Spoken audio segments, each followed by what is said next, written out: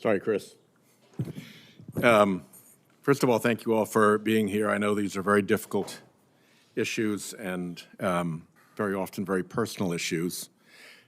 In my meetings with the OBGYN community in Rhode Island, the doctors are horrified and furious at what they're hearing from their colleagues in other states who have to make the awful decision to not provide the standard of care that they are trained to because a bunch of characters in the state legislature wrote over what medical science knows to be best practices. And that's particularly concerning when a pregnancy begins to be troubled.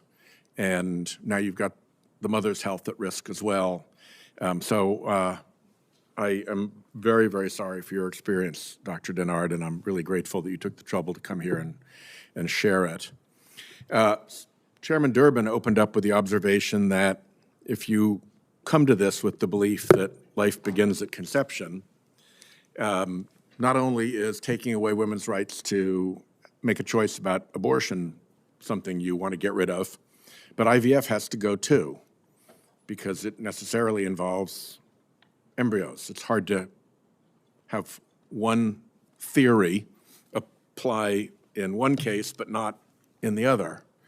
I'm a little bit concerned that that also would apply to mifepristone, a perfectly legal drug that is sold by regular pharmacies and can often be delivered through the mail. You're a doctor who practices in this area. Do you see the drug mifepristone as being in the crosshairs of this theory that life begins at the moment of conception? Thank you so much, Senator Whitehouse.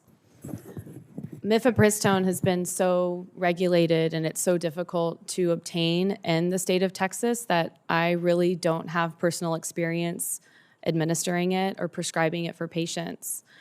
I think it's really important. You presumably don't take it until a pregnancy has commenced, until there is an embryo, right?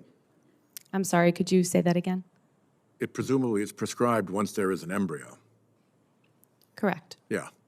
So it would seem that mifepristone is next in the crosshairs of things to be taken away.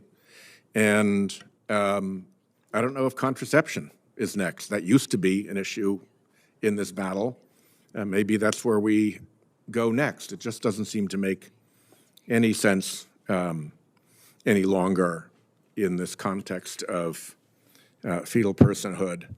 I just really hope that, to follow Senator Tillis's remarks, that as we go through this, we can bear in mind just what evil this has worked in the medical profession when hard family choices have to be made with the life and safety of the mother at risk, the life and safety of the fetus at risk, and a doctor doing their very best, using the very best standard of care that they've been trained to all their professional lives, trying to advise through that very, very difficult and painful situation.